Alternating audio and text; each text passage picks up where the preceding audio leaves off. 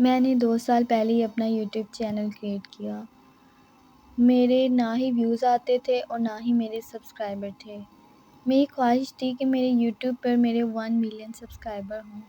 1 million تو دور کی بات، میرے تو 5K سبسکرائبر بھی نہیں تھے۔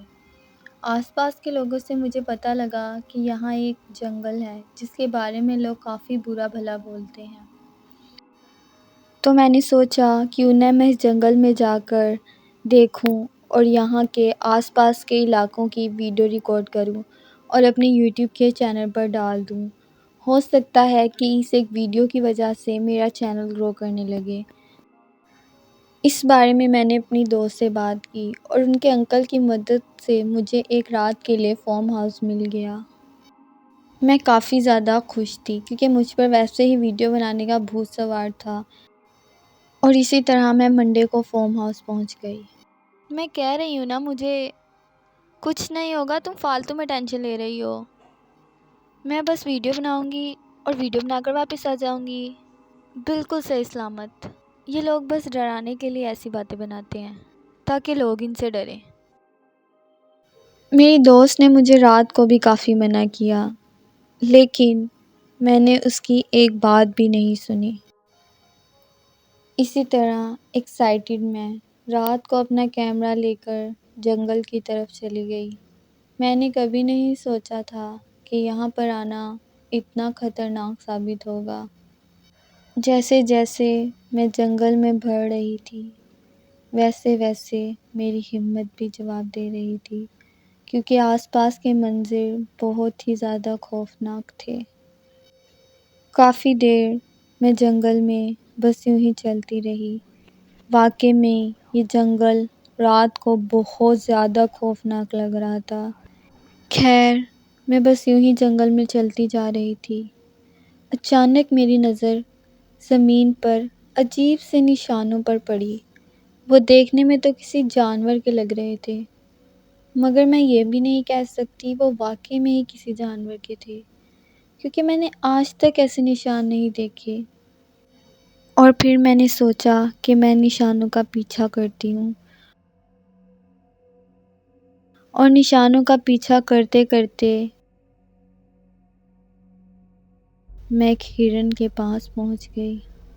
وہ ہرن زمین پر بالکل بے جان پڑا تھا، جیسے کسی نے بری طرح سے اسے مار دیا ہو۔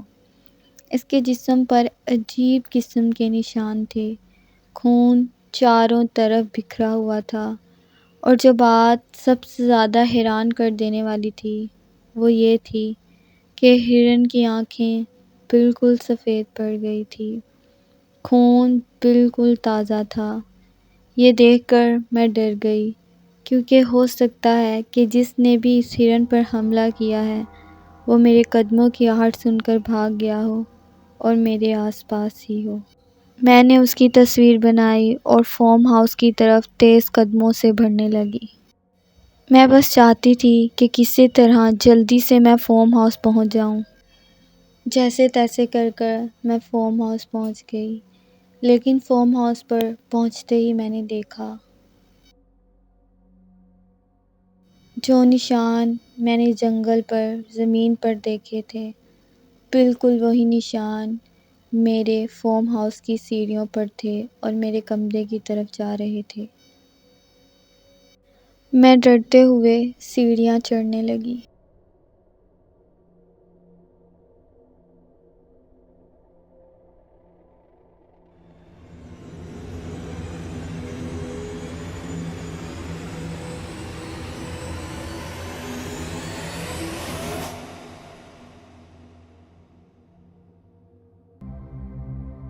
میرے سامنے ایک خوفناک درندہ کھڑا تھا۔ نہ ہی وہ کوئی جانور تھا اور نہ ہی وہ کوئی انسان۔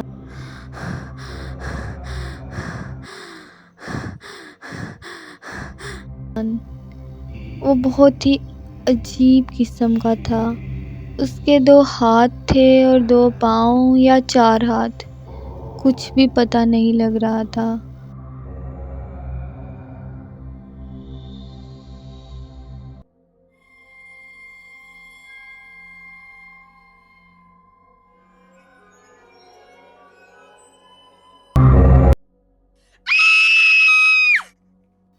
جب میری آنکھ کھلی تو میں ہاسپٹل میں تھی۔ فارم ہاؤس کے اونر نے بتایا کہ میں انہیں فرش پر بے ہوش ملی تھی۔ مجھے نہیں پتا آخر وہ کہاں پر چلا گیا، لیکن اس بات نے مجھے اتنا ڈرا دیا کہ میرے اندر ہمت نہیں تھی کہ میں دوبارہ فارم ہاؤس یا جنگل جا سکوں۔ مجھے لگتا ہے کہ کچھ راز دفن ہی رہیں تو بہتر رہتا ہے۔